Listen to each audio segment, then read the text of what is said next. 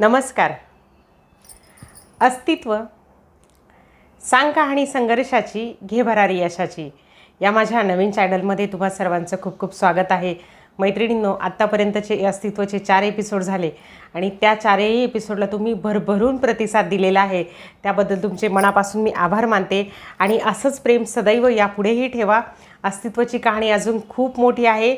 खूप संघर्ष आपल्याला पार पाडायचा आहे आणि खूप मोठं यशाचं शिखरसुद्धा आपल्याला पार करायचं आहे. तर नक्कीच माझे सगळे एपिसोड बघत राहा. मी ते सगळे तुम्हाला पाठवतच राहते आणि आशाच फॅशन वर्ल्ड या माझ्या चॅनलवर याची लिंक मी तुम्हाला सेंड करत असते. तर सो प्लीज तिथे जाऊन तुम्ही ते बघू शकता.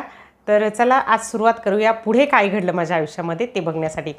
तर मैत्रिणींनो, मी सांगितलं मी हट्टी कशी होते, मी जिद्दी कशी होते ते तर तुम्ही बघितलंच. परंतु मी थोडीशी काय म्हणता माझंच खरं करणारीसुद्धा होती आणि असा माझा जो स्वभाव होता, माझं खरं म्हणजे मला एखादी गोष्ट जर नव्हती आवडत तर ती नाहीच आवडत.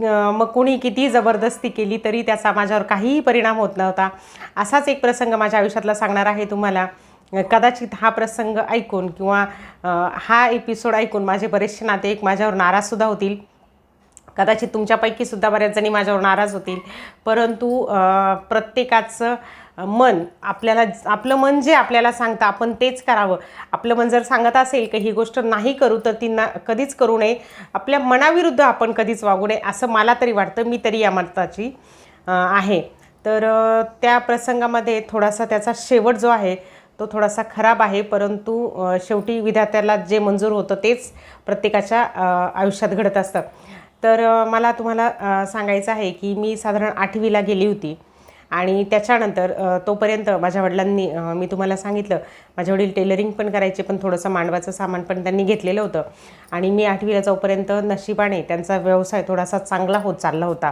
त्यांनी मांडवाचे 2-3 सेट घेतलेले होते. माईक, स्पीकर, भोंगे जे काही साहित्य असतं त्याच्यामध्ये त्यांनी बरंच वाढवलेलं होतं. खूप कष्टाने ते एक वस्तू घेत आले होते आणि आता त्यांना त्यांच्या कामामध्ये कुणाची तरी मदत हवी होती की आपण या व्यवसायामध्ये एकटं तर कोणी करू शकत नाही. माझा भाऊ तोपर्यंत लहान होता आणि लहाना भाऊ पण लहानच होता. तर हे दोघंही त्या व्यवसायात तितकीशी मदत करण्याजोगे मोठे झालेले नव्हते. तर त्यांना घरातलीच कोणीतरी व्यक्ती अशी हवी होती की जी त्यांना मदत करू शकते किंवा घरातल्याच व्यक्तीला या कामात मदत करता येईल. कारण बाहेरचे व्यक्ती जर लावले तर ते सामानाची नुकसान करतात किंवा काही होतं. म्हणून मग माझ्या वडिलांनी माझ्या आत्याच्या मुलाला विचारलं की तुझी 10वी झाली आणि 10वी नंतर आता तू 2 वर्ष झाले घरीच आहे, तर तू का नाही माझ्याकडे येत आणि माझ्या व्यवसायात माझी मदत करत. तर माझ्या आत्याने पण ते मान्य केलं आणि माझ्या आत्याचा मुलगा आमच्या घरी पोहोचला राहण्यासाठी. तर तिथून आमची स्टोरी चालू झाली की माझ्या आत्याचा मुलगा आमच्या घरी पोहोचला तर खरा, परंतु माझ्या जन्माच्या वेळी माझ्या आजोबांनी आणि माझ्या आत्याला वचन दिलेलं होतं की आशाचं लग्न मी अरुणशी लावून देईल. माझ्या आत्याच्या मुलाचं नाव अरुण होतं यासाठी म्हणते की पुढे त्याचं काही घडलं ते तुम्हाला कळेलच. तर आजोबांनी वचन दिलेलं होतं आणि वडिलांना ते वचन पाळायचं होतं. परंतु त्याच्यात माझी संमती नव्हती. संमती म्हणण्यापेक्षा म्हणजे मला त्याच्याशी लग्न करायचं नव्हतं. अगदीच मला अजिबात आवडत नाही अशातला भाग काही नव्हता. परंतु मला त्याच्याशी लग्न करायचं नव्हतं एवढं माझं ठाम मत होतं. आणि मी तेव्हाच इतकी परखड होते 8वीला असतानाच, 7वी-8वीला असतानाच मी इतकी परखड होते की मी जी गोष्ट नाही म्हटले ती नाहीच आणि जी हो म्हटले ती होच. थोडीशी जिद्दी हट्टी होतेच मी.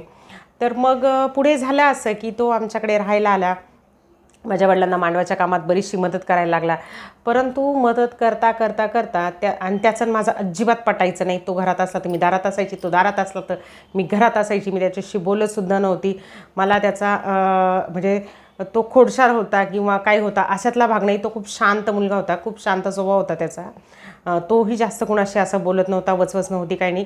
अतिशय शांत स्वभावाचा मुलगा होता. तरी परंतु मला माझ्या आयुष्यात जसा जोडीदार हवा होता तसा मला त्याच्यात काही दिसत नव्हतं, म्हणून मी नाही म्हणत होते.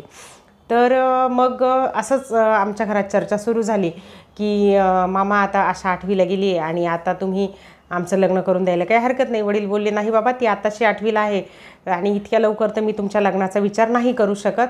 तू अजून थांब आमच्याकडे, माझा कामधंदा शिक. जर तुझा व्यवसाय चांगला चालायला लागला तर तू हा व्यवसाय तुझ्या गावाकडे पण टाकू शकतो.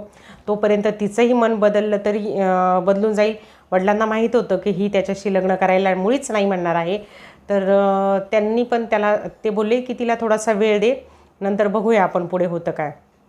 बोलले ठीक आहे. परंतु झालं असं की तो माझ्यावर रुबाब खूप करायला लागला, माझ्या आत्याचा मुलगा. एक वेळेस असंच माझ्या मैत्रिणीच्या चुलत्याचं लग्न होतं आष्टीला आणि आम्हाला आष्टीला लग्नाला जायचं होतं तिच्याबरोबर मला. तर माझ्या आईवडिलांची तर त्याला परवानगी होती. पहिले मैत्रिणी एकमेकींच्या लग्नकार्यांमध्ये, त्यांच्या नातेवाईकांच्या लग्नांमध्ये जात असत. आता ती प्रथा थोडीशी बुडत चालली आहे. आता कोणी म्हणजे खूप मोजकेच लोक असतात, त्यामुळे अगदी मैत्रिणी वगैरे कोणी इतका इंटरेस्ट घेत नाही. परंतु त्यावेळेस मैत्रिणी वगैरे जात असायच्या. तर माझं त्यांच्याबरोबर जाणं ठरलं. परंतु माझ्या आत्याच्या मुलाला हे मान्य नव्हतं की मी कुणाच्या तरी लग्नात जावं आणि मैत्रिणीबरोबर लग्नात जावं. तर त्याने पूर्णपणे विरोध केला की नाही, तू नाही जायचं लग्नाला. परंतु मग मला ते काही आवडलं नाही त्याने विरोध केलेला. तर माझ्या आईवडिलांच्या नकळत म्हणजे माझ्या आईवडिलांना माहीत होतं की मी लग्नाला चालली. पण मी जेव्हाच माझ्या मम्मीने मला तिथं सोडून आली माझ्या मैत्रिणीच्या घरी आणि सांगितलं गाडी आली की तुम्ही जा. तिच्या घरच्यांनी जीप केलेली होती आणि आम्हाला जीपमध्ये जायचं होतं आणि आम्ही निघायची वेळ झाली. मी जीपमध्ये बसले आणि तिकडनं अरुण आला सायकलवर आणि त्याने मला सांगितलं की उतर गाडीच्या खाली. म्हटलं मी नाही उतरणार, मम्मीने मला घेऊन आलेली आणि मी लग्नाला जाणार आहे. तर तो तिथे रुबाब करायला लागला का नाही तुला नाही जायचं आहे लग्नाला, मी सांगितलं ना तुला नाही जायचं तर तू नाही जाऊ शकत. तर त्याने मला जीपमधून हात धरून खाली हे ओढलं आणि बोलला की चल घरी. त्याने मला घरी घेऊन गेला आणि मग मी खूप रडायला लागली. मी खूप चिडचिड पण झाली माझी. मग वडील बोलले काय झालं, तर मी सांगितलं की मी लग्नाला चालली होती, मम्मीने मला तिथं सोडून आलेली होती, परंतु मला दाजीने घरी आणलं. म्हणजे आमच्या आत्याने शिकवलेलं होतं का आत्याच्या मुलाला दाजीच म्हणायचं आणि काहो आहोच करायचं. तर मी कितीही राग आला, कितीही काही झालं तरी त्याला कार्यारी नव्हते करू शकत, कारण आमच्या घरात ते चालत नव्हतं. तर आत्या खूप ओरडायची कार्यारी केलं तर. जे लहान होते आत्याची लहान मुलं त्यांनासुद्धा मला काहो आहो करायला लावायची आत्या. तर आत्यामुळं मला अरुणला दाजी म्हणावं लागायचं. तर मी बोलली की दाजीनी मला घरी घेऊन आले. तर मग वडिलांना पण त्या गोष्टीचा थोडासा रागच आला की बुवा अजून तर आपलं काहीच नक्की पक्की नाही आहे, आपण मुलगी देणार आहोत की नाही देणार आहोत हे सुद्धा आपलं ठरलेलं नाही आणि हा तर आत्ताच रुबाब करायला लागला आपल्या मुलीवर. मग वडिलांनी त्याच्यासमोर माझं पुन्हा हात धरून मला घेऊन गेले आणि मैत्रिणीच्या इथं सोडलं आणि बोलले तू जा आता लग्नाला. मी तर लग्नाला गेली, परंतु घरी प्रॉब्लेम असा झाला की तो दिवसभर आमच्या घरासमोर एक खडक होता, खडकावर एक असं ओट्यासारखं होतं. तर दिवसभर उन्हात त्या ओट्यावर बसून राहिला आणि त्याला म्हणजे त्याचं जेवला नाही दिवसभर, काही नाही. घरात त्याला खूपदा माझ्या भावाने वडिलांनी बोलवायचा प्रयत्न केला तरी तो घरात काही आलाच नाही. आणि मग आम्हाला लग्नावरून यायला रात्री खूप उशीर झाला, साधारण 10:30-11 वाजले असतील लग्नावरून आल्यावर. आणि मग माझा भाऊ मला घ्यायला आला तिथे जेव्हा आम्ही माझ्या मैत्रिणीच्या घरी वापस आलो होतो. रात्री 10-11 वाजता आम्ही घरी आलो आणि घरी आल्यानंतर मी थकलेली होती दिवसभर, ते मी डायरेक्ट झोपून घेतलं. मला त्याचा दिवसभरातला काहीच प्रकार माहीत नाही की हा जेवला नाही की याने घरात इंटरेस्ट नाही केली, हा दिवसभर घरात बसून राहिला, असं मला काहीच माहीत नाही. आणि मग नंतर दुसऱ्या दिवशी पण असा प्रसंग झाला की दुसऱ्या दिवशी माझ्या शेजारच्या मुलीच्या कुठल्या तरी नातेवाईकाचं लग्न होतं आणि तिथं आईवडील जाणार नव्हते, तर कुणाला तरी घरातून जायचं होतं आणि ती जबाबदारी आधीच माझ्यावर टाकलेली होती की तू इकडनं आली का तुला या लग्नाला सुद्धा तुला जायचं आहे आणि आमच्यापैकी काही दोघांपैकी कोणीही जाऊ शकत नाही, तर आपल्या घरातलं कोणीतरी एक व्यक्ती पाहिजे म्हणून तू जा. त्या लग्नाला प्रतिनिधित्व करायची आमच्या कुटुंबाकडून माझ्यावर जबाबदारी सोपवली गेली. आणि मग मी दुसऱ्या दिवशी पण सकाळी उठली, तयारी वगैरे केली आणि त्यांच्याबरोबर लग्नाला निघून गेली. पण त्याने दुसऱ्या दिवशी मला काही अडवलं नाही, कारण त्याला माहीत होतं की अडवलं तरी मामांनी हिला नेऊनच घातलं होतं. दुसऱ्या दिवशी काहीच बोलला नाही. आणि मग तिसऱ्या दिवशी घरात कोणी नव्हतं. त्याने बघितलं की घरात मामा मामी नाही आहेत, योगेश पण शाळेत गेलेला आहे. तर मग त्याने मला रागवायला सुरुवात केली की बुवा तू लग्नाला मी नाही म्हटलो तरी तू का गेली, तुझी एवढी कशी हिंमत झाली. मग मला काही राहवलं नाही, मी एवढी छोटीशी होते, 8वीलाच होते, परंतु मी त्याला इतकं दणखारलं की तू काही माझा नवरा नाही आहेस आणि तू मला काही बोललेलं मला आवडायचं नाही. तर मग मी त्याला खूप म्हणजे त्याचं आणि माझं भांडण झालं म्हटलं तरी चालेल. माझं आणि त्याचं भरपूर भांडण झालं या विषयावर की मी तुझी कुठलीही गोष्ट ऐकू शकत नाही. ज्यावेळेस माझे आईवडील मला काही सांगतील की तुला हे करायचं आहे किंवा हे करायचं नाही आहे, त्याच वेळेस मी ते त्यांचं ऐकल. तुझं ऐकायचा माझा काही संबंध नाही आहे, मी तुझं कुठल्याच परिस्थितीत ऐकू शकत नाही. तर मग त्याला पण खूप राग आला आणि आईवडिलांना आल्यावर मी तर सांगितलंच की हा माझ्याशी खूप भांडला. पण माझ्या व्यतिरिक्त त्याने माझ्या वडिलांना सांगितलं की ही खूप अगोचर होत चालली आहे, तुम्ही तिला खूप सूट देत आहात, हुशार हुशार म्हणून ती जरा डोक्यावर जास्त बसायला लागली. मला कार्यारे करती, त्याला कार्यारे केलेलं अजिबात आवडायचं नाही. तर मला ती कार्यारे पण करायला लागलेली आणि मग तुम्हीच तिला खूप डोक्यावर चढवलं. मग वडील मला बोलले की काय गं तू त्याला काही बोलली का? म्हटलं नाही, तोच मला बोलला. तर वडील बोलले तो नाही म्हणायचं, तुम्ही म्हणायचं. म्हटलं दादा मी त्यांची इज्जत करते, पण मग ते माझ्यावर रुबाब करतात, ते तुम्हाला माहिती आहे मला आवडत नाही. माझ्यावर कोणीही रुबाब केलेला मला मुळीच आवडत नाही. तर मग वडिलांनी त्याला पण समजून सांगितलं की तू पण तिला थोडा वेळ दे, आपण नंतर लग्नाचं काय आहे ते बघूया. मग असं झालं आणि काही दिवस पुढे लोटले. त्याच्यानंतर मग एक दिवस असा प्रसंग झाला की तो अचानक गावाकडे काहीतरी काम निघालं आणि भायगावला त्याला जावं लागलं. घायगावला, वैजापूरच्या तिथे त्याचं गाव होतं घायगाव. माझ्या आत्याला तिथं दिलेलं होतं. तर मग तिथे जावं लागलं. तर 2-3 दिवसांनी तो परत वापस आला. पण तोपर्यंत माझी मोठी मम्मी आणि माझे वडील आणि माझा भाऊ कुठेतरी गावी गेलेले होते आणि मी आणि माझी छोटी मम्मी आम्ही दोघीच फक्त घरी होतो. तर मग हा अरुण तिकडनं आला आणि काहीतरी धान्य वगैरे त्याने आणलं असेल, काहीतरी वानोळा वगैरे त्याचं ठेवलं. आणि मी त्याला आल्याच विचारलं की आता परत वापस कधी जाणार? तर त्याला खूप राग आला की मी अजून जस्ट आलोच आहे, तरी ही मला विचारते का वापस कधी जाणार आहे तू? मग तो दुसऱ्या दिवशी मम्मी पप्पाला सांगायला लागला की हिने मला आल्याच असं विचारलं की तू वापस कधी जाणार आहे? जर हिला नसेल आवडत मी इथं राहणं, तर मग मी जातो माझ्या गावाला निघून. मी तुमच्या इथे एवढं कष्ट करतो, एवढं काम करतो, तरी पण ही मला असं बोलते तसं बोलते. माझी मम्मी खूप जीव लावायची त्याला भाचा या नात्याने. आणि माझ्या मम्मीने खरंच भाचींचं खूप केलेलं आहे. आईवडिलांची परिस्थिती पण नव्हती, परंतु जेव्हा आत्यांना दिलं तर आत्याला 3 मुली होत्या आणि त्यांची पण परिस्थिती नाजूक होती. तर अक्षरशः सगळ्या भावांनी मिळून त्या आत्यांच्या मुलींचे लग्न वगैरे करून दिले. स्वतः बैलासारखे राबले. ज्यावेळेस आत्याच्या इथे पाणी कुठून तरी लांबून आणायचं होतं, हे मला आईने प्रसंग सांगितलेला आहे, तोच मी तुम्हाला सांगते की कुठून तरी पाणी आणायचं होतं आणि त्यांचे भाऊबंद त्यांना पाणी आणण्यासाठी बैलगाडी देत नव्हती. बैलगाडी होती पण बैल देत नव्हते. तर अक्षरशः माझे वडील आणि माझे चुलते त्या गाडीला बैलासारखे जुंपले.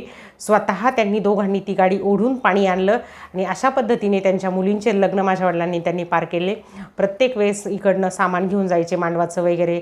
आणि सगळेच माझे चुलते जेवढे होते ते सगळेच बहिणींना सहकार्य करून त्यांनी बहिणी भाच्यांचं खूप कल्याण केलं, असं ते सांगत राहतात नेहमी. आणि त्यांचेच आशीर्वादाने आज माझं किंवा माझ्या आईवडिलांची आज परिस्थिती सुधारलेली आहे. तर बहिणी भाच्यांचं केल्याने कधीही चांगलंच असतं, असं जुने लोक म्हणतात, ते काही खोटं नाही आहे. तर विषय थोडा भरकटला, पण तरी मी तुम्हाला त्याच्या मागचाही बॅकग्राऊंड सांगितलं. तर मग काय झालं नंतर कालांतराने थोडी, मग नंतर मी 9वीला गेली. 9वी झाली माझी, 9वी पास झाली. मग 9वी झाल्यानंतर लगेच मग त्याने तगादा लावला की मामा द्या ना आता लग्न करून, आता तर आशाची 9वी झाली. तर ते बोलले नाही रे बाबा, आताशी 9वी झाली, तिला शिकायचं आहे, ती खूप हुशार आहे आणि मला तिच्या आयुष्याचं वाटोळं करायचं नाही आहे. तर मग मी तर इतक्यात लग्न नाही करून देऊ शकत तुमचं. मग बोलले की मग वडिलांचा आणि त्याचा काहीतरी वाद झाला आणि मग शेवटी त्याने तिथून त्याच्या घरी जायचा निर्णय घेतला की नाही तुम्ही लग्न करून देत तर ठीक आहे. परंतु तो घरी जाऊन आत्याशी खूप भांडला आणि सांगितलं की मला बाकीचं काही माहीत नाही आणि मला आशाशीच लग्न करायचं आहे, तू जाऊन मामांना समजावण्याचा प्रयत्न कर. तर मग दुसऱ्या-तिसऱ्या दिवशी आत्या आली आणि मग आत्या पण वडिलांशी खूप बोलली की अरे बाबा मला शेती आहे, सगळं व्यवस्थित आहे, तुम्हाला तरी शेती वगैरे नाही आहे. माझ्या नशिबाने मला शेती आहे, 3 मुलं आहेत माझ्या आणि त्यांच्या तिघांच्याही वाट्याला चांगला हिस्सा शेतीचा येणार आहे, तर तुला काय हरकत आहे मुलगी द्यायला? तर वडिलांनी सांगितलं नाही, ती नाही म्हणते तर मी नाही बोलू शकत तिच्या पुढे काही, कारण जर तिचीच इच्छा नसली तर मग काय करणार? आणि तिने जर तिच्या जीवाचं काही करून घेतलं तिच्या मनाविरुद्ध वागल्यावर, तर मग काय उपयोग होईल माझा? तर मी काही तिच्या मनाविरुद्ध काही करू शकत नाही. तिला शिकायचं आहे, तिला शिकून काहीतरी बनायचं आहे, तर मी का आडफाटा करू? आणि तू एक काम कर, जरी वडिलांनी शब्द दिलेला असेल बाबांनी, तरी तो पाळण्यासाठी मी तरी समर्थ नाही आहे आणि मी काही माझी मुलगी तुला देऊ शकत नाही. तो तुझ्या मुलासाठी तू दुसरी मुलगी बघून त्याचं लग्न करून टाक. मग आत्या थोडी रागानेच गेली इकडनं आमच्याकडून आणि मग नंतर कालांतराने त्याचं लग्न झालं. त्याचं लग्न कधी झालं, नंतर त्याचं काय झालं हे आपण पुढच्या भागांमध्ये बघणारच आहोत. तर कारण आत्ता आपण जर बघितलं तर कारण त्याचं लग्न कधी झालं, त्याच्यानंतर त्याचं पुढे काय झालं हे हा माझ्या लग्नानंतरचा भाग आहे. तोपर्यंत मध्ये 3-4 वर्ष बराच गॅप गेला. मध्ये आमचं काही कॉन्टॅक्ट पण नव्हतं, म्हणजे आत्याशी पण कॉन्टॅक्ट नाही राहिलं, कारण आत्याला राग आलेला होता मला दिलं नाही म्हणून. मग आत्या पण कधी दिवाळीला येत नसायची, रक्षाबंधनला तर त्यावेळेस येतच नसायचे. रक्षाबंधनचं फॅड नव्हतंच आधी जास्त. आत्ता रक्षाबंधनला जास्त लोक जायला लागले, परंतु त्यावेळेस फक्त दिवाळीला आणि लग्नाकार्यांनाच एकमेकांच्या भेटी व्हायच्या. तर आत्या बरेच वर्ष आमच्याकडे आलीच नाही आणि मग नंतर तिने तिच्या मुलाचं लग्न वगैरे करून दिलं. तर हा प्रसंग होता माझ्या हट्टाचा. याच्यात माझा हट्ट पण आहे, परंतु असं म्हणावं लागेल की मी जिद्दी होते. कदाचित मी त्यावेळेस त्याच्याशी लग्नाला हो जरी म्हटले असते तर आज मी इथं नसते, कारण मला खेड्यात जायचं नव्हतं. पहिली गोष्ट, मला खूप शिकायचं होतं, परंतु माझं खूप शिकणं पण नाही झालं. आणि परंतु जरी खूप नाही शिकली गेली तरी मी जितकं शिकले तितक्यामध्येच मी माझं करिअर घडवू शकले. याचा मला आनंद वाटतो. मला ग्रॅज्युएशन करायचं होतं, मला शिक्षिका बनायचं होतं, मला ATD टीचर बनायचं होतं, परंतु तेही माझं स्वप्न अधुरंच राहिलं. नियतीला काही औरच मंजूर होतं. माझा प्रवास वेगळाच होत गेला. तर या ठिकाणी अरुणचा चॅप्टर संपतोय, परंतु हा चॅप्टर आपण पुन्हा घेणार आहोत की त्याचं नंतर काय झालं, त्याचं लग्न कुणाशी झालं, लग्नानंतर त्याला काही मुलं बाळं झाली का, नंतर त्याचं काय झालं, आज तो काय करतोय आहे की नाही आहे, हे सगळं आपण पुढच्या एपिसोडमध्ये, म्हणजे पुढच्या नाही तर ज्यावेळेस हा प्रसंग पुन्हा येईल त्यावेळेस मी तुम्हाला अरुणबद्दल पुढचं सांगणार आहे. आत्ता अरुणचा चॅप्टर या ठिकाणी क्लोज होतो आणि आपण पुन्हा वळूया माझ्या शाळेकडे. तर मी शाळेमध्ये पुन्हा तुम्हाला सांगू इच्छिते की मी अनेक स्पर्धांमध्ये भाग घेत असायची, हे तुम्हाला आधी पण सांगितलं. तर मी साधारण 8वीलाच असताना अखिल भारतीय मराठी साहित्य संमेलन नगर या ठिकाणी झालेलं होतं. ते कितवं साहित्य संमेलन होतं मला आता आठवत नाही. त्याला साधारण आता 25 एक वर्ष झाली असतील ते नगरला साहित्य संमेलन झालं. आणि अखिल भारतीय साहित्य संमेलन म्हणजे खूप मोठी गोष्ट आहे. आणि या अखिल भारतीय साहित्य संमेलनामध्ये मला स्वतःला काव्य वाचन करायला मिळालं होतं आणि त्याचं माझ्याकडे सर्टिफिकेट अजूनही आहे. एक दिवस मी एखाद्या एपिसोडमध्ये तुम्हाला फक्त माझे सर्टिफिकेट दाखवणार आहेत आणि कोणत्या स्पर्धांमध्ये भाग घेतला आणि त्या कशा जिंकत गेले ते सुद्धा सांगणार आहे. तर अखिल भारतीय साहित्य संमेलन नगरला होतं आणि मग मला आमच्या मॅडमबरोबर त्या नगरला त्या साहित्य संमेलनासाठी जाण्याचा चान्स मिळाला. आणि मला मॅडमने सांगितलेलं नव्हतं की 3 दिवस संमेलन आहे आणि आपल्याला 3 दिवस तिकडे राहायचे. मी मॅडमबरोबर गेली तर खरं, शहनाज पठाण मॅडमबरोबर, पण एकच ड्रेस घेऊन गेली. आणि मॅडमला माहीत होतं 3 दिवस राहायचं, तर मॅडमने 3 दिवसाचे कपडे घेतलेले होते, परंतु मी एकच ड्रेसवर 3 दिवस संमेलन अटेंड केलं होतं. आणि त्यावेळेस आमच्याबरोबर संमेलनासाठी होते सुनील गोसावी होते. ते आज आमच्या मॅडमचे मिस्टर आहेत, शहनाज पठाण मॅडमचे. त्यांनी इंटरकास्ट मॅरेज केलेलं आहे आणि सक्सेसफुल मॅरेज आहे त्यांचं. आज त्यांना दिया नावाची मुलगी आहे, खूप मोठी आहे, खूप हुशार पण आहे आणि ती पण एका न्यूज चॅनलवर बातम्या देते. तर सुनील गोसावी भैया होते, मी त्यांना भैया म्हणायची. भगवान राऊत होते जे पत्रकार आहेत. अशोक कानडे होते, ते आज नगरचे नगरसेवक होते, माजी नगरसेवक म्हणता येईल त्यांना, ते होते. आणि आम्ही अशोक कानडे यांच्याच रूमवर त्यावेळेस राहिलो सगळेजण. शिवाय भाऊसाहेब सावंत पण होते. शेवगावमध्ये चिलेखनवाडी आहे, तिथले ते सरपंच आहेत आज आणि खूप मोठे उत्तम लेखक आणि कवी आहेत, साहित्यिक आहेत ते. तर ते सुद्धा होते. आणि अजून आम्ही एवढाच ग्रुप होतो आणि अजून बरेचसे. तर त्या संमेलनामध्ये मी कुठल्या कवींना भेटली, कुठल्या साहित्यिकांना भेटली. आणि त्या संमेलनाचे अध्यक्ष गिरीश कर्नाड होते, हे मला आजही आठवतं. आणि आज गिरीश कर्नाड आपल्यामध्ये नाही आहेत. तर टर्निंग पॉईंट हा जो कार्यक्रम कोणी बघितलेला असेल दूरदर्शनवर, त्यावेळेस 5 वाजता टर्निंग पॉईंट हा कार्यक्रम लागायचा आणि त्या कार्यक्रमाचं सूत्रसंचालन गिरीश कर्नाड करायचे. तर तेच गिरीश कर्नाड या साहित्य संमेलनाचे अध्यक्ष होते त्यावेळेस, जेव्हा मी तो संमेलन अटेंड केलं त्यावेळेस. तर हा झाला माझ्या संमेलनाचा भाग. त्यानंतर मी तुम्हाला सांगू इच्छिते की मी एक रांगोळी स्पर्धा होती आमच्याकडे आमच्या शाळेमध्ये. एका एपिसोडमध्ये आज मी 3-4 भाग घेते आहे की जेणेकरून तुम्हाला खूप पुढचं खूप कहाणी ऐकण्यासाठी खूप काही हे होणार नाही की बुवा काय झालं कसं झालं. अरुणचा चॅप्टर झाला, आपला संमेलनाचं झालं की कसं मी अखिल भारतीय मराठी साहित्य संमेलनापर्यंत सुद्धा एवढ्याशा छोट्याशा वयात पोहोचली आणि तिथे सुद्धा काव्यवाचन करून आली. त्याच्यानंतर एक रांगोळी स्पर्धा होती आमच्या शाळेमध्ये आणि रांगोळी स्पर्धेचा किस्सा पण खूप छान आहे. तो मी तुम्हाला सांगत आहे की साधारण 15 ऑगस्ट का 26 जानेवारी असं काहीतरी कार्यक्रम होता आणि तेव्हा आमच्या शाळेमध्ये जिल्हास्तरीय स्पर्धा आमच्या शाळेमध्ये घेण्यात आली. मग आमची नाही, तालुका लेवलची स्पर्धा आमच्या शाळेत घेण्यात आली. त्याच्यानंतर तिथून पुढे जिल्हास्तरीयला आम्हाला जायचं होतं. तर जिल्हास्तरीय स्पर्धा new arts commerce and science college Shevgaon या ठिकाणी होती. तर मी आणि माझी मैत्रीण कविता जाधव अशी आमची दोघींची निवड त्या स्पर्धेमधून झाली. तालुका लेवलमधून आम्ही दोघी जिल्हा लेवलला गेलो. जिल्हा लेवलची स्पर्धा न्यू आर्ट्स कॉमर्समध्ये झाली आणि तिथे निवड झाली कविता जाधवची. माझी काही तिथे निवड झाली नाही. तर मग तिला तिथून पुढे राज्यस्तरीय स्पर्धेला जायचं होतं आणि राज्यस्तरीय स्पर्धा ही नगरला होणार होती. परंतु प्रसंग असा, मी खूप नाराज झाली की कविता जाधव आणि आम्ही दोघी पण त्या स्पर्धेला गेलो, पण तिची निवड झाली आणि माझी निवड नाही झाली. मी कुठेतरी कमी पडली असेल म्हणून माझी निवड नाही झाली. आणि मग दुसऱ्या दिवशी, ज्या दिवशी राज्यस्तरीय स्पर्धेसाठी नगरला जायची वेळ आली, तर आदल्या दिवशी तिला प्रॅक्टिससाठी शाळेत येणं होतं.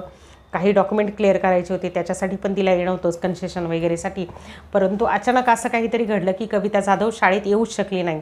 आणि त्यावेळेस आत्तासारखे काही फोन वगैरे मोबाईल उपलब्ध नव्हते की कॉल केला आणि विचारलं की कविता तू काय येत नाही आहे. तिचं घरही माहीत होतं की नाही माहीत, कुणाला माहीत नाही. आणि मग घडलं असं की मॅडम पुढे प्रश्न पडला की उद्या स्पर्धा आहे, कविता जाधव आज आली नाही, तिला कसं सांगणार की तू उद्या तुझा गणवेश स्वच्छ धुवून इस्त्री करून घे, टिफिन घे, तुम्हाला इतक्या वाजताच्या गाडीत जायचं आहे, तुझ्याबरोबर ह्या मॅडम असणार, ह्या आपण इंटिमेशन तिला द्यायच्या तर कशा द्यायच्या. तर मग मॅडम पुढे प्रश्न पडला. पण मग त्यांच्यात चर्चा चालू झाली की आशा आणि कविता दोघीजणी विद्यार्थी आपल्या चुणचुणीत आहे आणि दोघी जिल्हास्तरीय स्पर्धेपर्यंत गेल्या होत्या. कविताचं बॅड लक झालं की तिचं गुड लक होतं की तिची निवड झाली, परंतु बॅड लक हे झालं की ती आज शाळेत आली नाही आणि आपल्याला तर राज्यस्तरीय स्पर्धा पाठवणं खूप गरजेचं आहे. तर मग कविताच्या ऐवजी मला राज्यस्तरीय स्पर्धेत पाठवण्यात आलं. तर माझं नाव मला कविता जाधव म्हणून सांगायचं होतं, कारण कविता जाधवचंच निवड त्या ठिकाणी झालेली होती. कन्सेशन पण माझं कविता जाधव नावानेच तयार झालेलं होतं आणि मला मॅडमने सांगितलं होतं की तुला तिथं पण कोणी विचारलं तरी तू सांगायचं की तू कविता जाधव आहेस. मी हो म्हटलं आणि तू ती स्पर्धा जाऊन ती पूर्ण करायची आहे. आपल्याकडून विद्यार्थी जाणं खूप गरजेचं आहे. तर मी पण मॅडमची अडचण समजून घेतली आणि मला अतिशय आनंद झाला की चला राज्यस्तरीय स्पर्धेपर्यंत मला पोहोचण्याची संधी मिळते. दुसऱ्या दिवशी सकाळी 7 वाजता मी स्टँडवर हजर होती, परंतु आमच्या मॅडमला यायला थोडासा उशीर झाला आणि आमची पहिली जी 7ची गाडी होती ती निघून गेली आणि नंतर आम्हाला 8च्या गाडीने जावं लागलं. मॅडमचं त्यावेळेस नवीनच लग्न झालेलं होतं. मॅडमला घरातला सगळं बघून सगळ्यांचे डबे वगैरे करून यायचं होतं, तर त्यांना थोडासा यायला वेळ झाला. परंतु आल्यानंतर मॅडमने बोलल्या की आता शाळेत काही सांगण्यात अर्थ नाही आहे की आपल्याला लेट झालं होतं, आपण 8 वाजताच्या गाडी निघत नाही, आपण बरोबर टाईमावर स्पर्धेला पोहोचू. तर बोलले मॅडम ठीक आहे, काही हरकत नाही. आम्ही दोघी धावत पडत कशा तरी त्या स्पर्धेपर्यंत पोहोचलो. स्टँडपासून शाळा थोड्याशा अंतरावर होती. आम्ही तिथून स्टँडवर उतरल्यानंतर भरभर पोहोचलो. परंतु पोहोचल्यानंतर असं झालं की तिथे स्पर्धा ऑलरेडी चालू झालेली होती. स्पर्धा चालू होऊन 10 ते 15 मिनिटं झालेली होती आणि पूर्ण 45 मिनिटाचा फक्त तो पिरियड होता आम्हाला दिलेला. या 45 मिनिटातच राज्यस्तरीय स्पर्धेची रांगोळी तुम्हाला काढायची आहे. मला तर घाम फुटला की मॅडम आता तर 10-15 मिनटं लेट झाले आणि आता इतकी फास्ट मी रांगोळी कशी काढू, आपण इतकं धावत पडत आलो. मला तर काहीच सुचत नव्हतं. मॅडमनी बोलल्या जे येईल ते कर, तू आता सगळं आपण नशिबावर सोडून देऊ. म्हटलं ठीक आहे. आणि मग मी त्या स्पर्धेसाठी रांगोळी काढली. परंतु शेवटी ज्यावेळेस टॉप सांगितलं गेलं त्यावेळेस माझ्या रांगोळीची बॉर्डर राहिलेली होती आणि मला ती बॉर्डर करायला वेळ नाही मिळाला. त्याच्यामुळं माझी रांगोळी थोडीशी खराब दिसत होती. खराब म्हणजे एखाद्या गोष्टीला जर तुम्ही ब्लाऊज शिवलं आणि त्याला जर पायपिनच नाही लावली तर ते ब्लाऊज कसं दिसेल, तशी ती रांगोळी वाटत होती. रांगोळी अतिशय सुरेख काढलेली होती.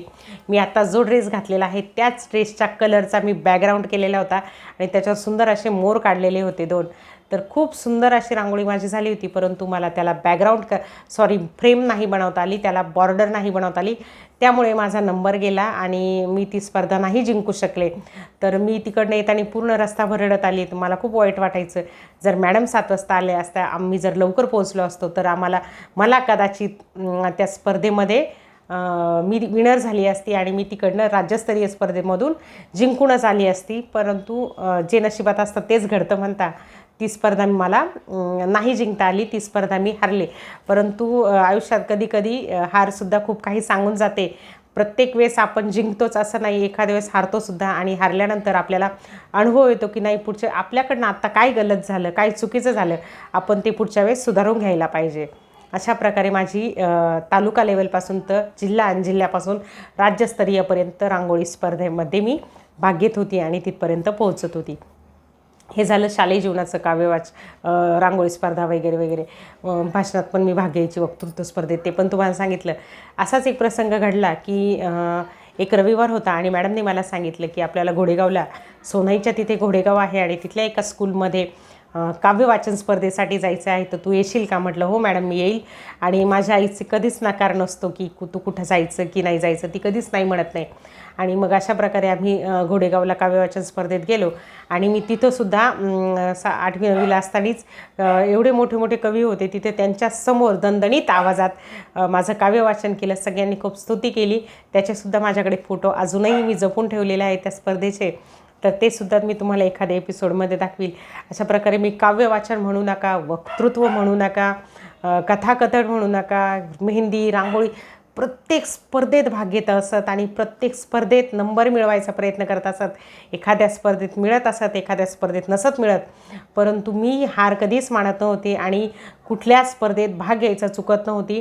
याच्याबरोबर मी अभ्याससुद्धा करायचे. असं काही नाही की मी अभ्यासात ढ होते, मी अभ्यासात पण चांगली विद्यार्थी होते. मी वर्गात नेहमी तिसरी किंवा चौथीच यायचे.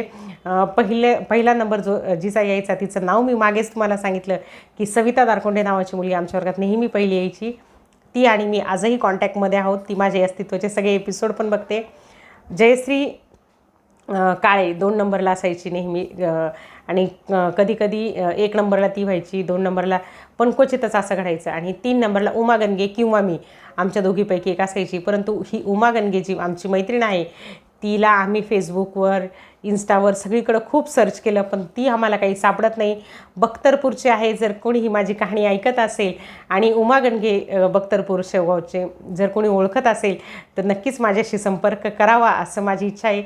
तिने जर माझी कहाणी ही ऐकली तर तिने कमेंट बॉक्समध्ये नक्कीच तिचं काय कॉन्टॅक्ट वगैरे असेल, कारण तिला आम्ही सगळ्या मैत्रिणी ज्या आहोत खूप मिस करत आहोत. मी आहे, जयश्री आहे, सविता आहे, आम्ही तिघीजणी एकमेकींच्या कॉन्टॅक्टमध्ये अजूनही आहोत, परंतु उमा गणगे आम्हाला काही अजून सापडत नाही आहे आणि तिला आम्ही तिघीसुद्धा सर्च करत आहोत.